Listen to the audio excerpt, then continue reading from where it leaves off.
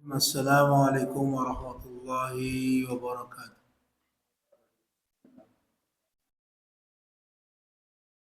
Alhamdulillahi wa kafa wassalatu wassalamu ala rasulil mustafa wa ala alihi wa man ittafa.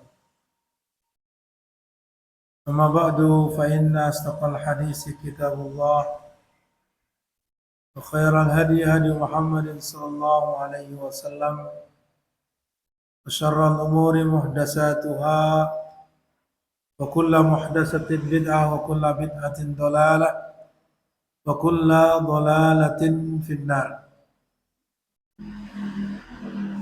إخواني وأخواتي في الله رحمني ورحمكم الله. Insyaallah ta'ala pada kesempatan pagi hari ini kita lanjutkan kembali belajar kita di pesantren weekend ini pada pertemuan yang ke-15 14 pertemuan ke-15 yang mudah-mudahan ini adalah merupakan pertemuan yang akan membawakan keberkahan bagi kita semua dalam rangka talabul ilmi yang kita semua diwajibkan oleh Allah Subhanahu wa taala dan Rasul-Nya untuk mempelajarinya. Terutama di antaranya terkait dengan tata cara salat.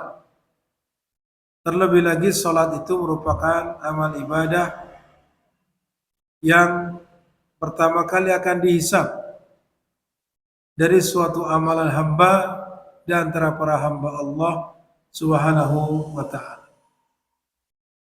Dan itu merupakan standar, jika amalan salatnya baik, maka amalan yang lainnya juga dianggap baik.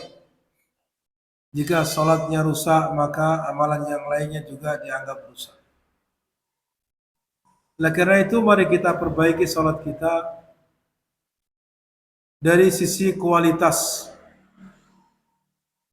Ya, bukan hanya sebatas kita jaga secara zahir, tapi juga secara batin.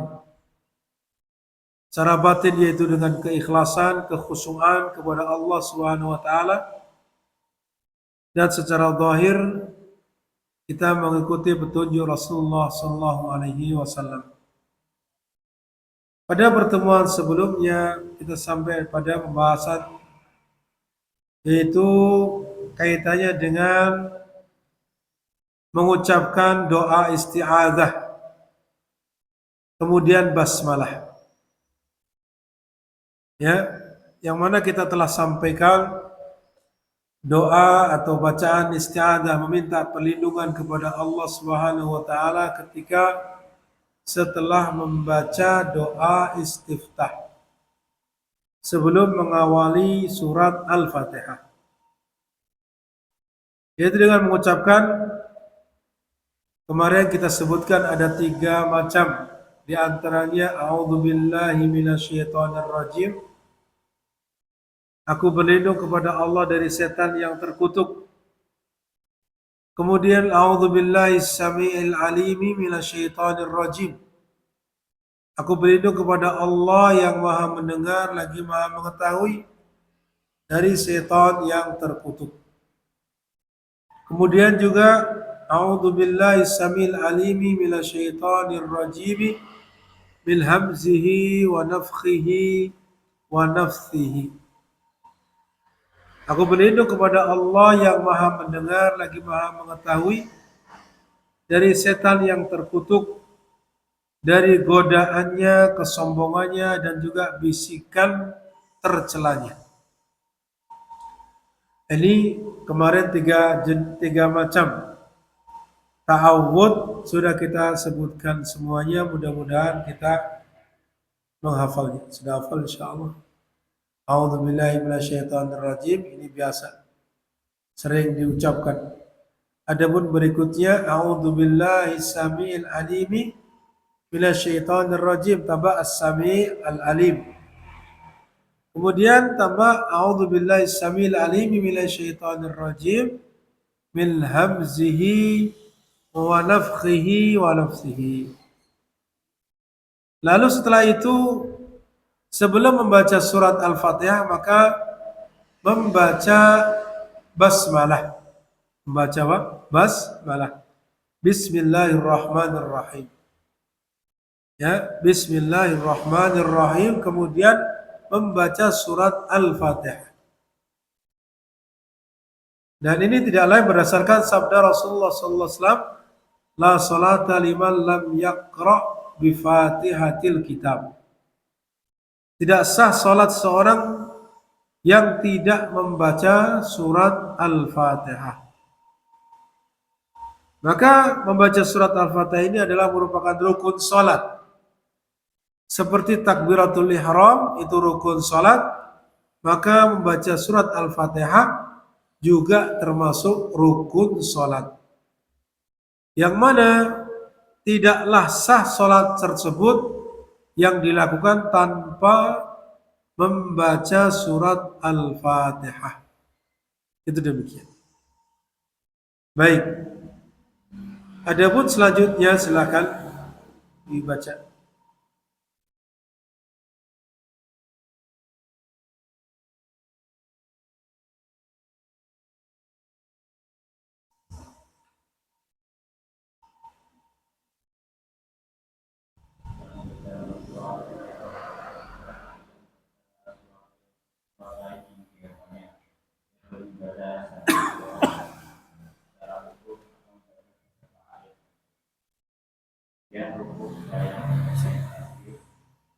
Sebelumnya membaca Al-Fatihah ini adalah rukun salat.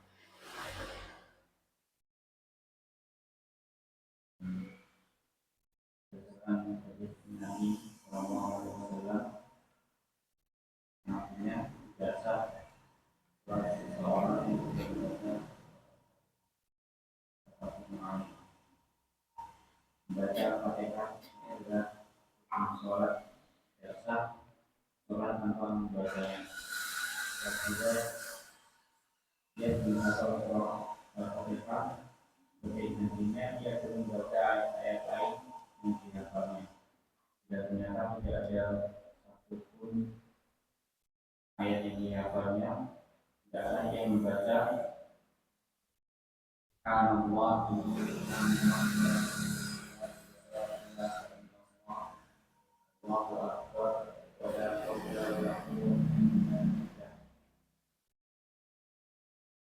artinya mensuci Allah berpujinya maka tidak ada sembahan yang berhak disembah kecuali Dia.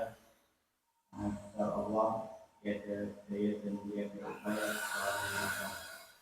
kecuali Dia. Dikatakan oleh Al-Ghani dan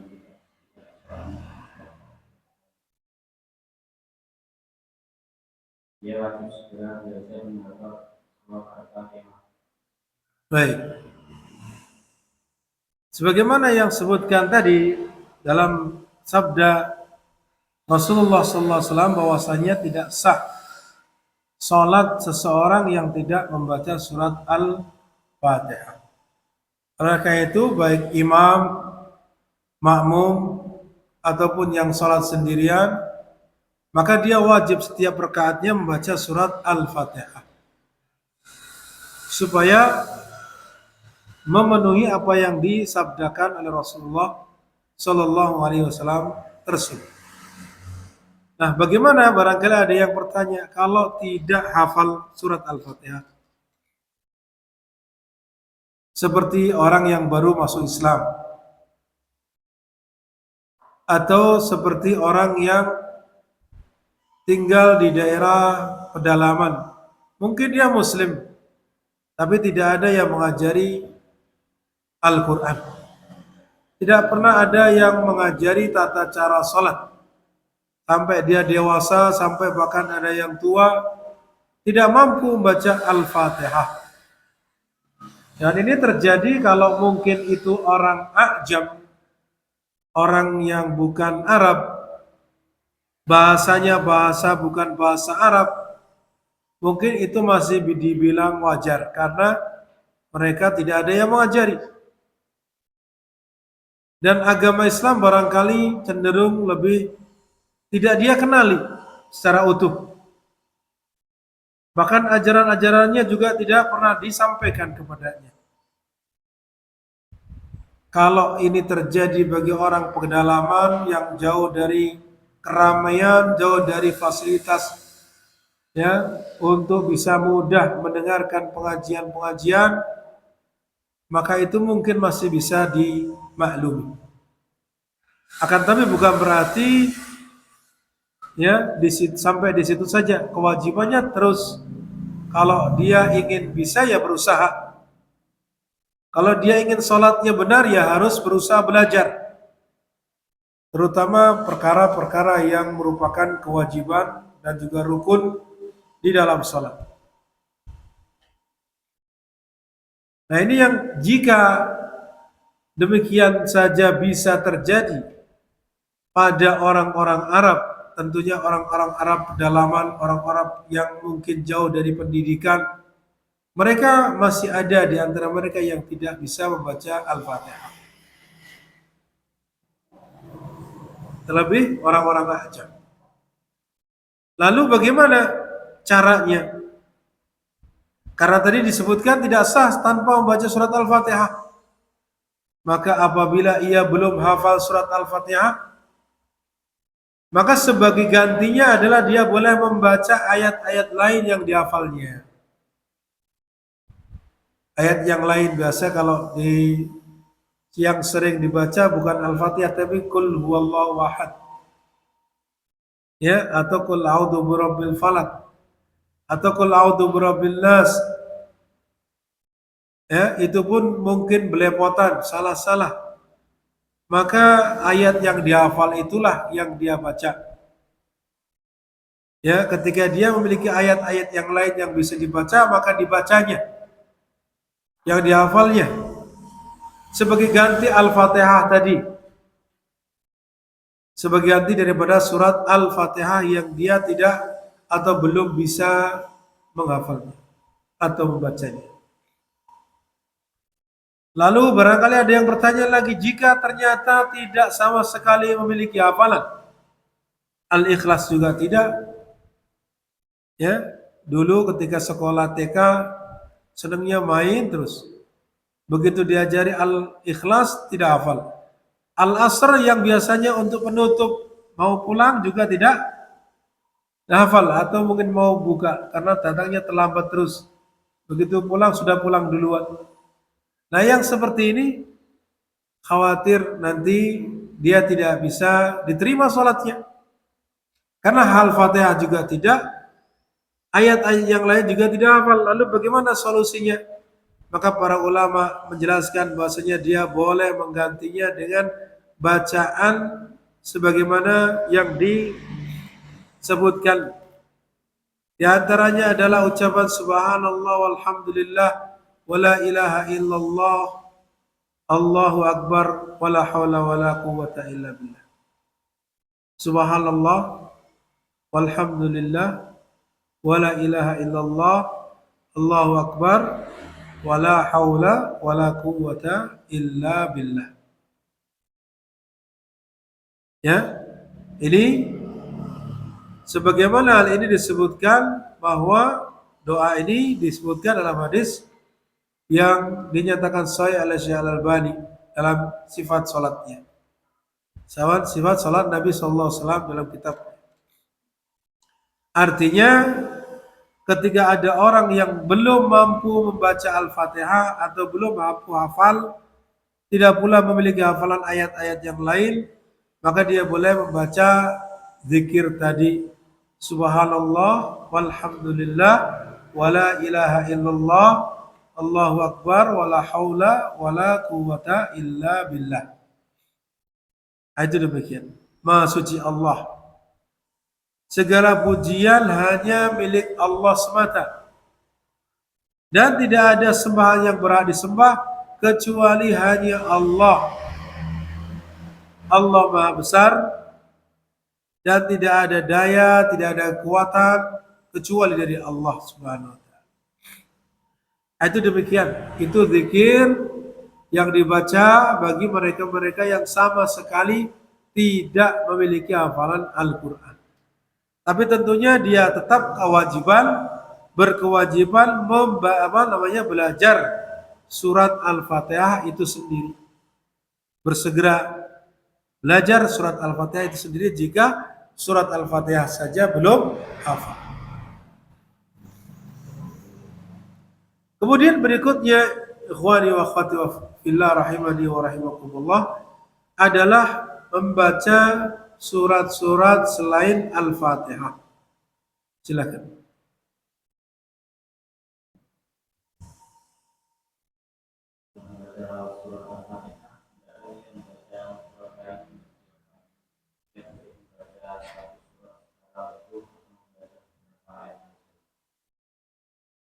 Kemudian ruku seraya mengucapkan takbir dengan menghadap kedua tangannya tentang baru atau telinga yang berdasar di atas.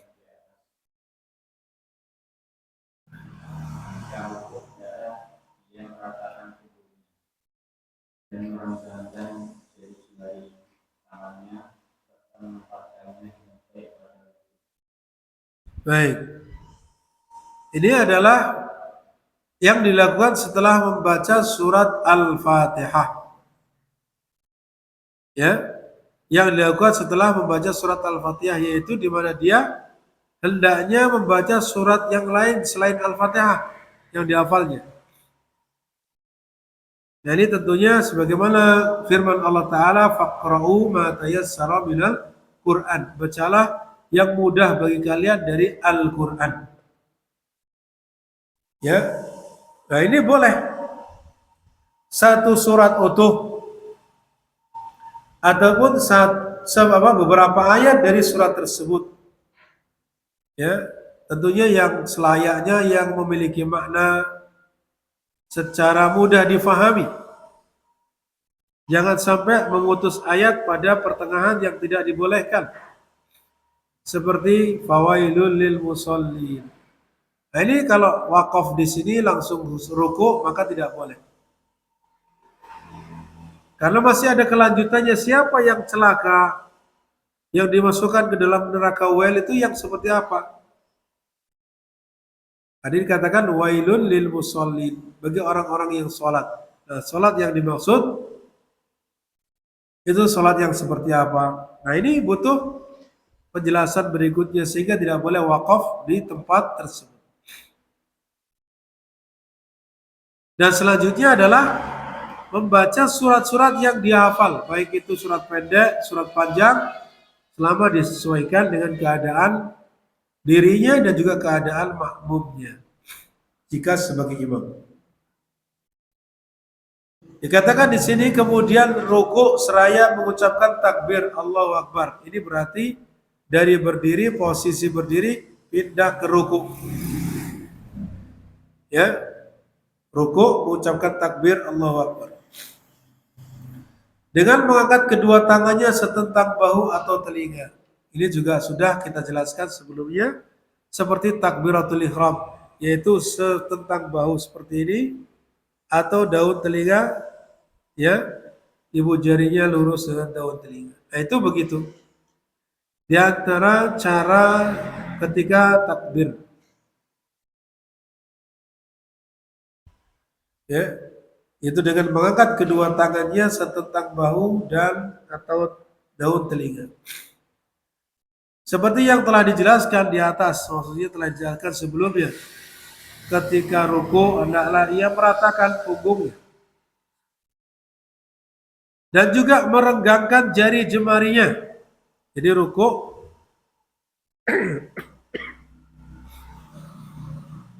ibarat ini adalah misalkan posisi dia ruku, maka seperti sesuatu yang tidak mungkin tumpah kalau ditaruh di atasnya air, botol atau gelas. Sebagaimana juga dijelaskan dalam gambar nomor 1. Gambar nomor berapa? Nomor 5. Nah, itu mirip, mungkin sudah disebarkan sifat sholatnya. Kemudian setelah itu tangan jari jemarinya renggang, direnggangkan. Artinya diletakkan di atas lutut. Nah, seperti yang disebutkan dalam gambar 6. Menempatkan jari jemari pada lutut dan merenggangkannya. Keliru kalau jari jemarinya dirapatkan, hanya ibu jari yang dipisah lalu menekan lutut seperti ini. Ya. Jadi tidak demikian, tapi seperti dalam gambar, jari jemarinya dilenggangkan dan mencengkeram lututnya. Ya, bukan menyamping.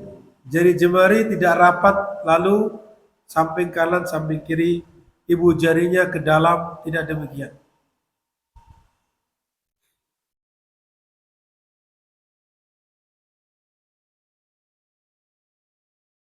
Adapun seperti dalam gambar berikutnya, itu contoh ruku yang salah. Di mana punggung terlalu mendongak. Ada halaman berikutnya, itu disebutkan atau digambarkan contoh cara ruku yang salah. Cara ruku yang salah, yaitu punggung terlalu mendongak ke atas.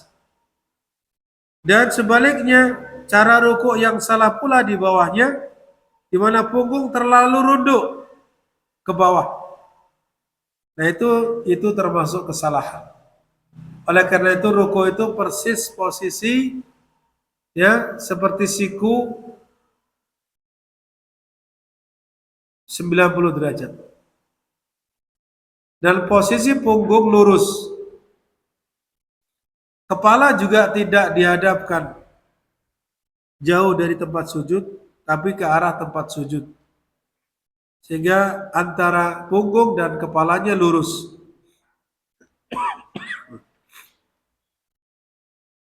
Itu demikian. Lalu setelah itu apa? Setelah itu membaca doa ruku yang diajarkan oleh Nabi SAW. Semoga difahami dari gambar-gambar tersebut yang sudah di-share. Ya, mana yang benar dan mana yang salah. Baik, silakan selanjutnya.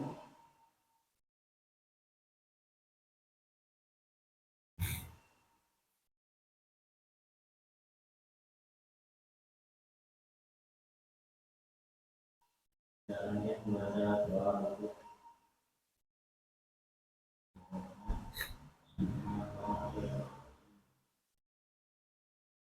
Posisi berfungsinya mengucapkan kata minimal sekali. Yaitu adalah kemudian membaca doa lain seperti Allah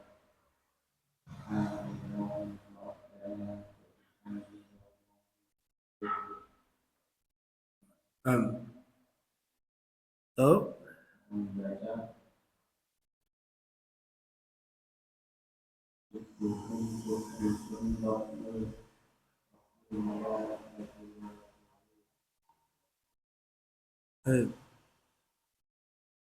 Ini adalah zikir-zikir yang diajarkan oleh Nabi Shallallahu Alaihi Wasallam setelah posisi dalam keadaan ruku. Posisi dalam keadaan ruku, maka dia membaca zikir yang diajarkan oleh Nabi, di antaranya yang pertama, Subhana Rabbiyal Azim. Maha suci Rabbku yang maha agung. Nah, ini yang wajib dibaca 3 kali. Dan lebih dari dibaca 1 kali yang wajib. Lebih dari 1 kali hukumnya sunnah. Ya, itu demikian. Atau membaca zikir yang lain, doa yang lain yang diajarkan oleh Nabi SAW dalam riwayat yang muttafaq alaih, yaitu subhanakallahumma rabbana wa bihamdika Allahumma ighfirli. Ya, subhanakallahumma rabbana, maha suci engkau ya Allah Rabb kami,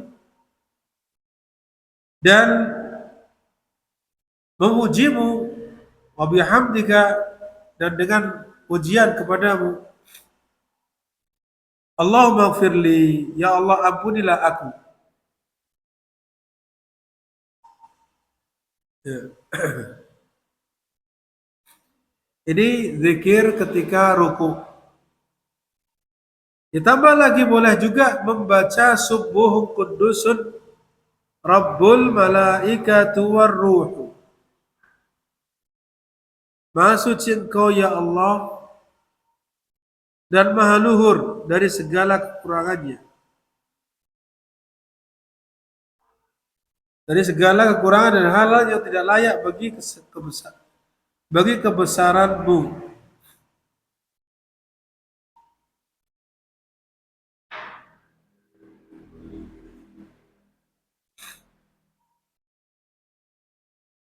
Baik, kemudian berikutnya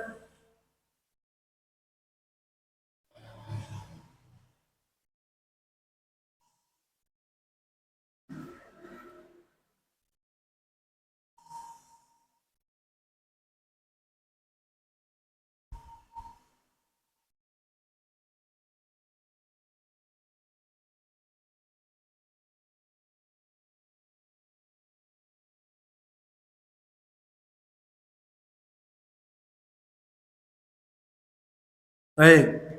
Jadi subuhun kudusun Rabbul malaikati warruh. Di sini diajarkan ada tiga. Paling tidak ada tiga. Yang pertama, subhanakallahumma wa bihamdika wa tabarakasmuka wa ta'ala jadduka. Bukan. Ini baca istiftah. Ini subhana rabbil azim, kemudian yang kedua subhanakallahumma rabbana wa bihamdika Allahumma ighfirli. Itu dua. Tambah satu lagi subuh kudusun Rabbul malaikati warruh. Kemudian setelah itu bangkit dari ruku dengan mengucapkan sami Allahu liman hamidah. Nah, silakan dibaca.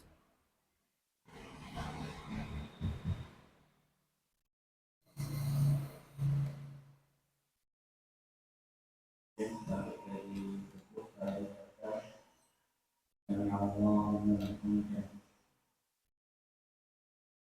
maka dunia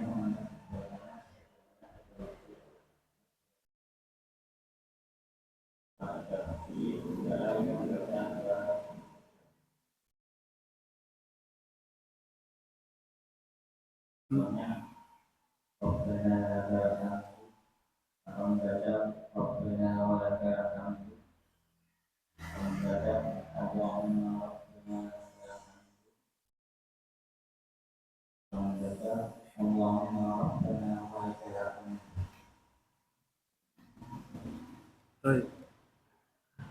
Ini adalah macam-macam bacaan ketika bangkit dari ruku, ketika i'tidal. Yaitu yang pertama sami Allahu liman hamidah, Allah Maha mendengar terhadap hamba yang memujinya. Sami Allahu liman hamidah. Ada juga yang disebutkan cara bacanya adalah Rabbana lakal hamdu. Jadi tadi kaitannya dengan bacaannya, yaitu ketika imam mengucapkan sami Allahu liman hamidah, maka makmum membacakan Rabbana lakal hamdu. Ya, Rabbana lakal hamdu.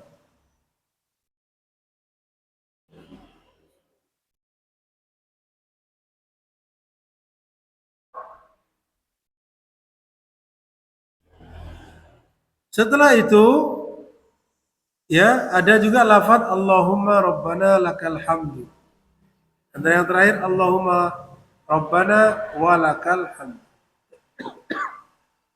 Perbedaannya yang pertama tidak pakai Allahumma, ya, yang kedua tidak pula Allahumma tapi ada wawunya walakal hamdu. Yang ketiga Allahumma Rabbana lakal hamdu. Dan yang terakhir Allahumma Rabbana walakal hamdu, ini yang paling lengkap. Baik, silakan dilanjutkan.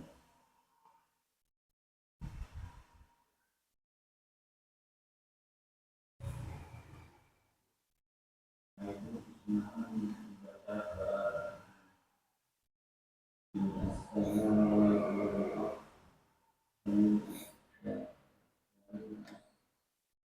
Hah?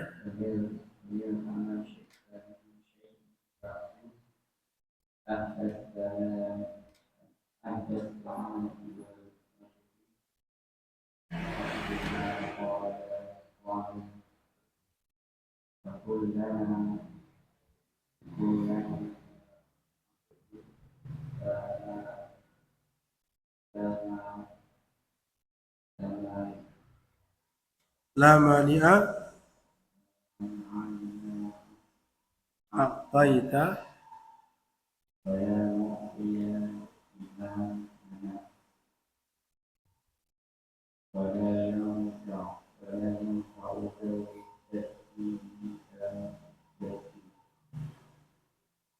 Baik. Artinya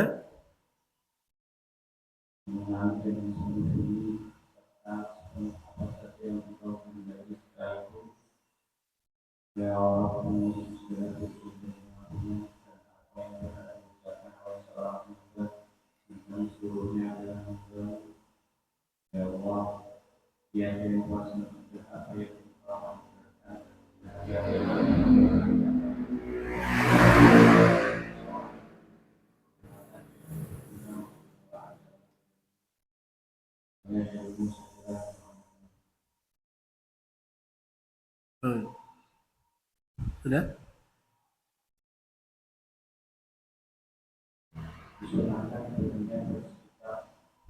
meletakkan tangan kanan di atas tangan kiri dan meletakkannya di atas dadanya berulangi di belakang ketika bersanding berdiri.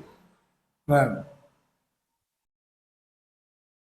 Jadi yang berikutnya adalah doa yang dianjurkan dibaca setelah membaca Rabbana walakal hamd. Ya kan? Nah di situ ternyata kalau pengen panjang ada bacaannya. Ditambah dengan mil as-samawati wal ardi wa mil ma syi'ta min syai'in ba'du ahla tsana'i wal majdi ahaqqu ma qala al-'abdu wa kulluna laka 'abdun la mani'a lima ataita wa la mu'tiya lima mana'ta.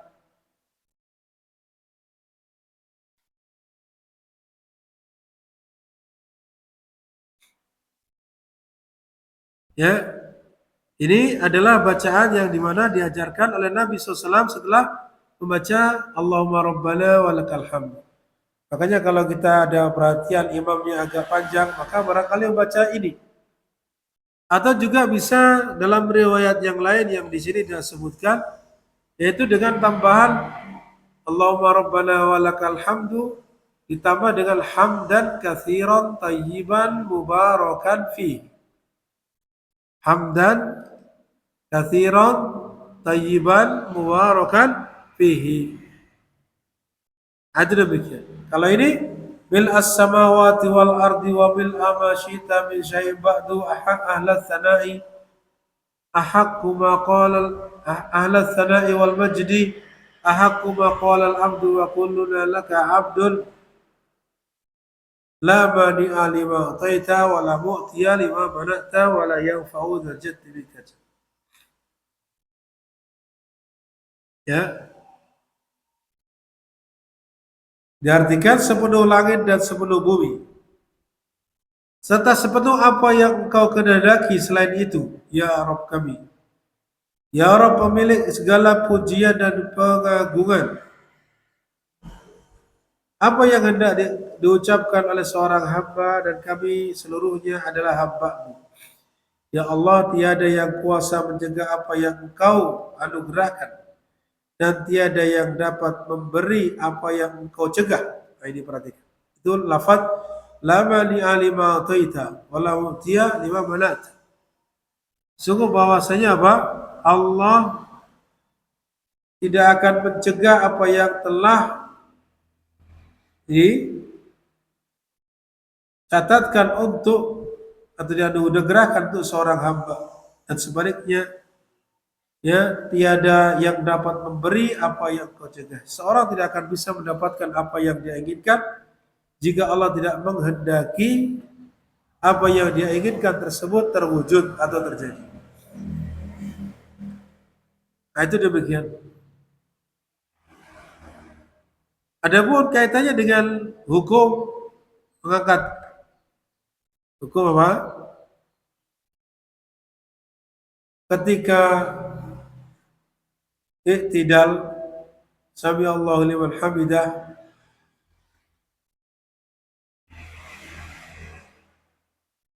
ya, itu tidak lain adalah sebagaimana yang diajarkan Nabi SAW. Saya ulangi kembali bahwa tadi disebutkan tata cara ruku, kemudian berdiri, kemudian membaca doa. Doanya adalah Rabbana lakal hamdu atau Allahumma Rabbana lakal hamdu atau Rabbana walakal hamdu atau Allahumma Rabbana walakal hamdu. Boleh ditambah dengan bacaan tersebut tadi. Bil as-samawati wal ardi wa bil ma syi'ta min syai'in ba'du. Ahla thana'i wal majdi ahaqqu ma qala al abdu wa kulluna laka abdun. La mani'a lima ataita wa la mu'tiya lima mana'ta wa la yanfa'u dzal jaddi minkal jaddu. Nah, ini doa yang perlu diperhatikan. Jadi tadi sudah kita bacakan apa maksud maknanya. Bil as-samawati wal ardi, sepenuh langit dan sepenuh bumi. Wa bil ma syi'ta min syai'in ba'du, dan sepenuh apa saja yang engkau kehendaki setelah itu. Ya. Ahla thana'i wal majdi. Dia Allah tabaraka wa taala yang paling berhak untuk apa? Yang paling berhak untuk didengar, yang paling berhak untuk mendengar, untuk memberikan ketetapan kepada para hambanya. La mani'a lima ataita.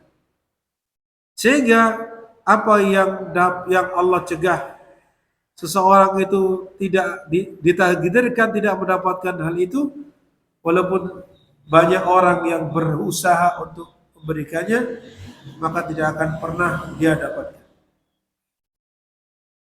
Dan sebaliknya wala mu'tiya lima mana'ta, dan tidak ada yang dapat memberi apa yang telah kau cegah.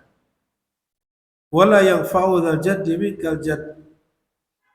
Seorang yang memiliki kehormatan tidak ada berguna untuknya dalam rangka menolak ajaran ancaman Allah Subhanahu wa taala. Seseorang memiliki kekuasaan, seseorang memiliki kekayaan, seseorang memiliki pangkat dan jabatan di masyarakatnya, ditokohkan.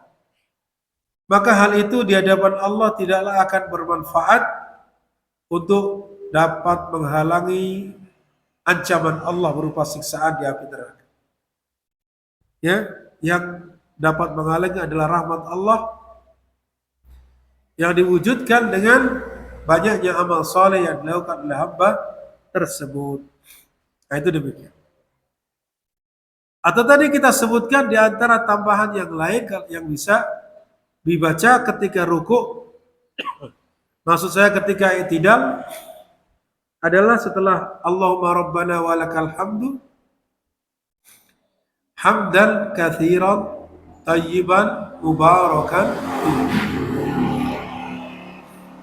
ya, hamdan katsiran tayyiban mubarakan fi.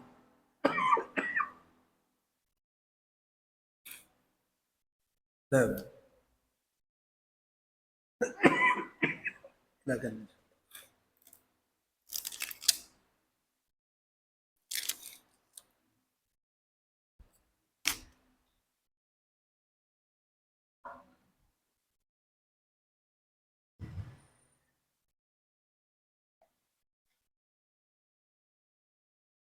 kemudian sujud seraya mengucapkan Allahu Akbar. Cara yang mendahulukan kedua lututnya sebelum kedua tangannya dan sebelum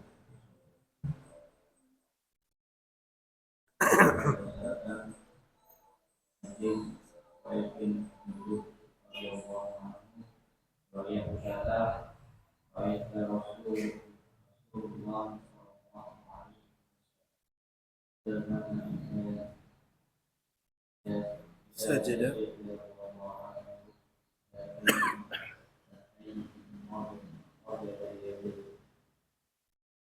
Dan melihat setiap kali Rasulullah sujud beliau mengatakan berikutnya diriwayatkan oleh Muslim. Nah. Kemudian tadi disebutkan bahwa ketika dalam keadaan setelah iktidal, setelah ruku, bangkit dari ruku, sami Allahu liman hamidah, Rabbana walakal hamdu, maka di situ disunnahkan untuk bersedekap.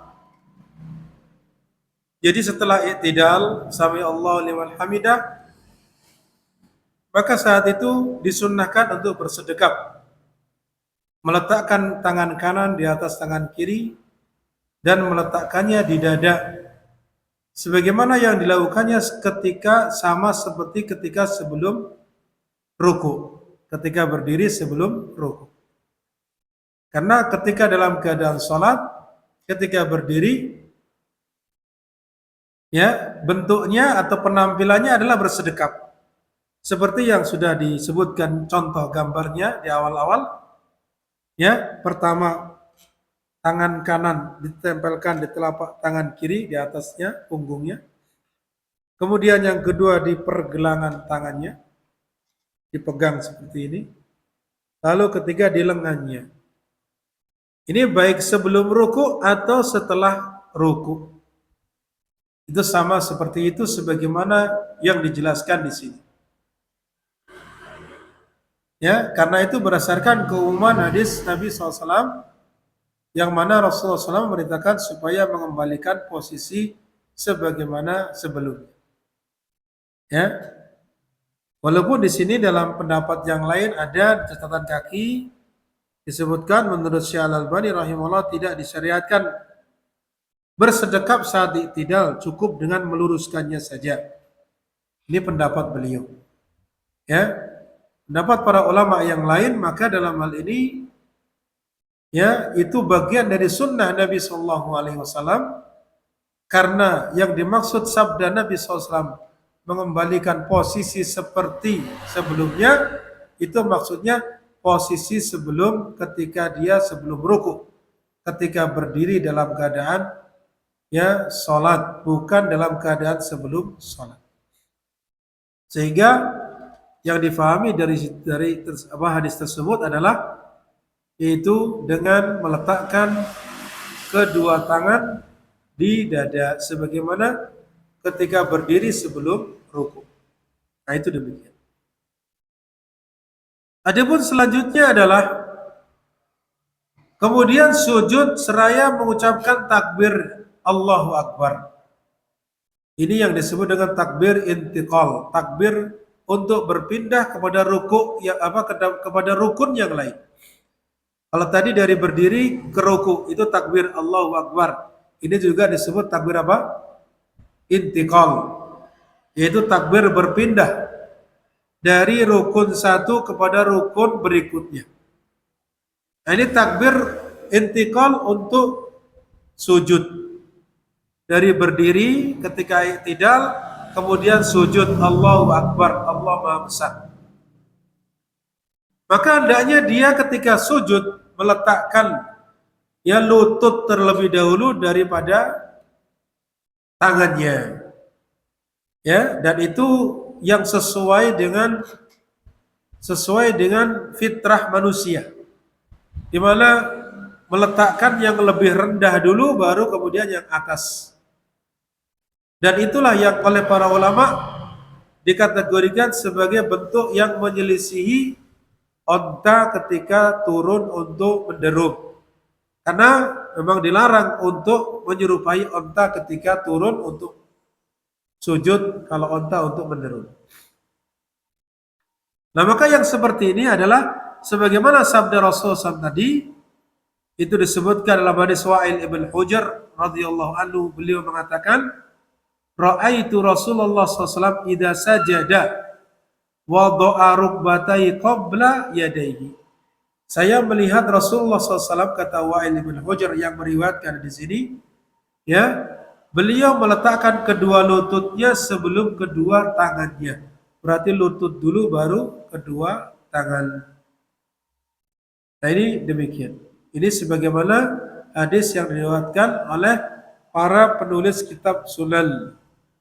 Ya, kitab-kitab hadis yang disebut dengan hadis-hadis Sunan, maksudnya yang disusun berdasarkan bab-bab fikih, lalu disebutkan hadis-hadisnya sesuai dengan babnya.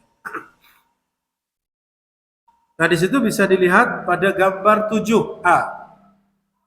Pada gambar yang nomor 7 itu adalah posisi ketika sebelum sujud, yaitu bersedekap ketika i'tidal.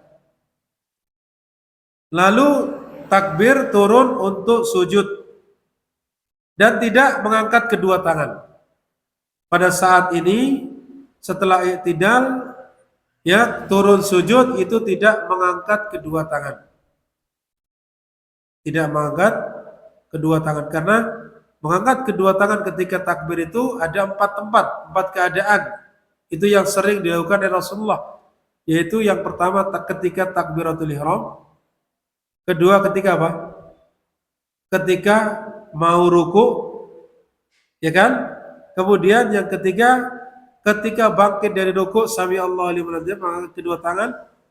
Dan yang keempat ketika apa? Ketika berdiri dari rakaat kedua untuk ke rakaat ketiga, atau setelah tasyahud awal. Nah, itu tempat-tempat yang biasa dilakukan oleh Rasulullah SAW untuk mengangkat kedua tangan ketika takbir, ketika berpindah kepada rukun satu kepada rukun yang lainnya.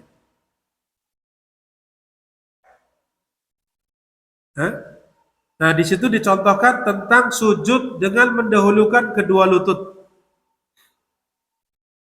Ya. Lalu di bawahnya dicontohkan meletakkan kedua tangan setelah lutut, yang gambar 7C. Jadi lutut dulu baru tangan. Nah, itu begitu. Meletakkan kedua tangan setelah lutut. Setelah itu baru sujud. Di mana disebutkan dalam gambar 7D cara sujud yang benar, merenggangkan ketiak, menghadap jari-jari ke kaki, ke arah kiblat, dan merapatkan telapak kaki. Maksudnya apa? Telapak kaki itu rapat, kanan dan kiri rapat, ditegakkan. Jari jemarinya menghadap kiblat, itu kakinya. Sebagaimana dalam contoh, ya, dalam gambar itu. Kemudian kedua tangan juga sama. Posisi jari jemari tangan itu lurus kiblat, ke arah kiblat, dan tidak direnggangkan, tapi apa? Dirapatkan begini, kecuali ibu jari, lalu dihadapkan ke arah kiblat. Nah, itu demikian. Ini posisi sujud. Dan dilihat bahwasanya siku-siku itu direnggangkan, tidak ditempelkan di tanah atau di tempat sujud, tidak seperti ini. Jadi siku-siku tidak ditempelkan, karena ini dilarang. Ada larangan menyerupai hewan berupa anjing. Anjing biasanya kalau duduk itu kan kakinya atau tangannya ditempelkan begini. Maka tidak boleh. Harus diangkat. Nah, ini ya diangkat, direnggangkan. Kalau sekiranya tidak mengganggu temannya, maka direnggangkan begini. Yang penting tidak terlalu lebar. Posisi tidak terlalu jauh dari bahu. supaya seimbang dengan badannya. Nah, itu demikian. Itu contohnya. Bisa dipraktekkan kira-kira? Ya. Jadi posisi apa? Hampir mirip ketika takbir, ketika mengangkat kedua tangan, posisinya. Ketika sujud juga begitu. Posisi tidak terlalu jauh dari eh, bahunya, ya, atau daun telinganya. Itu begitu. Tidak terlalu jauh itu. Nah, silakan mungkin satu poin lagi.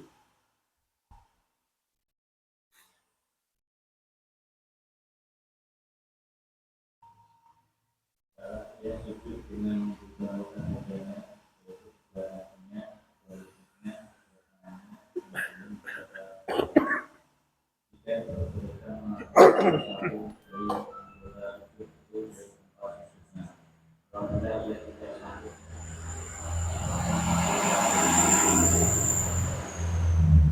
jarak yang merujuk sedikit kemampuannya hingga maka tentunya menggantungkan dari antara lengan atas dan lututnya tidak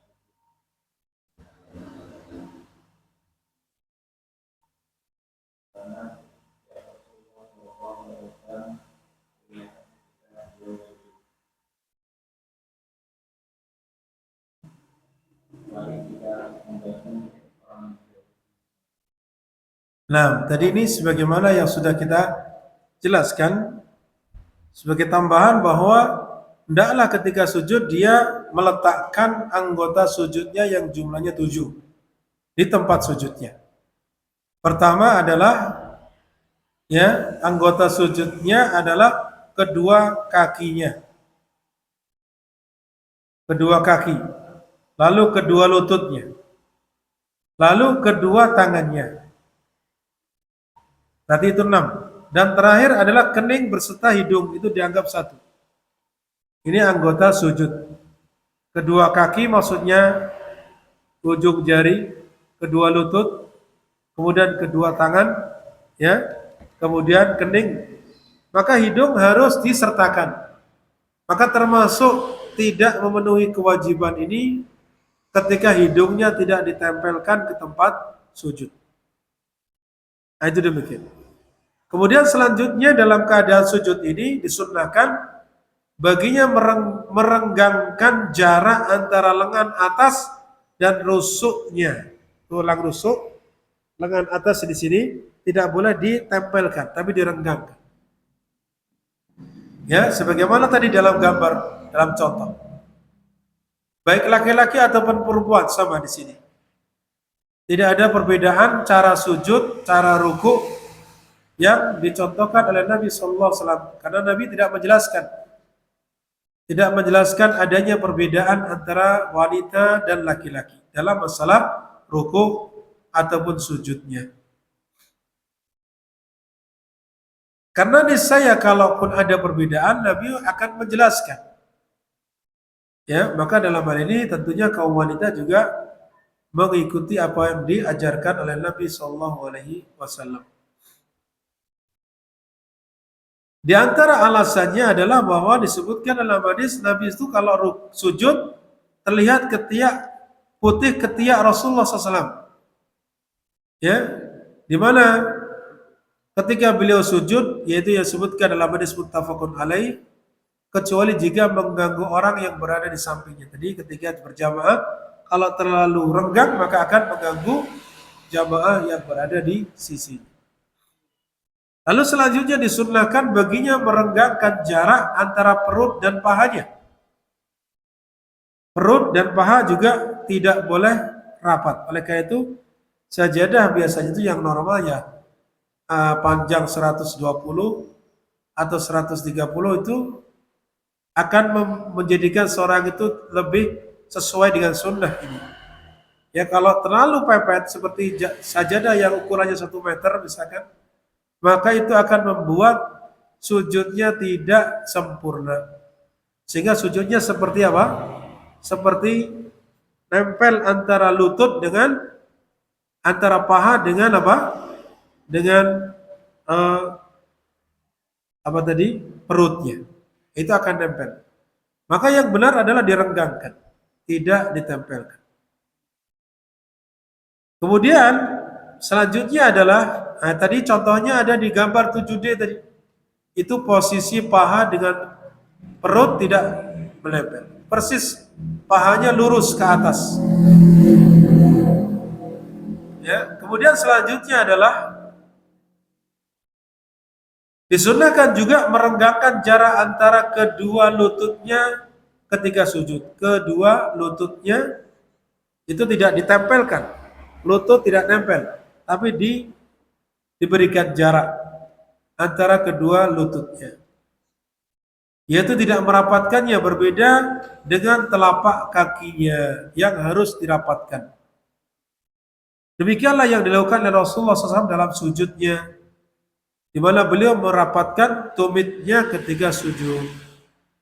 Ya, hal ini sebagaimana disebutkan dalam hadis riwayat Ibnu Huzaimah yang dinyatakan sahih oleh Syekh Al-Albani dalam kitab Sifat Salat Nabi SAW. Itu demikian. Lalu jelaskan tidaklah dibenarkan baginya merebahkan kedua lengan tangannya ke lantai ketika sujud seperti pada gambar ke-9. Yaitu tadi yang kita jelaskan tidak boleh menyerupai ke anjing.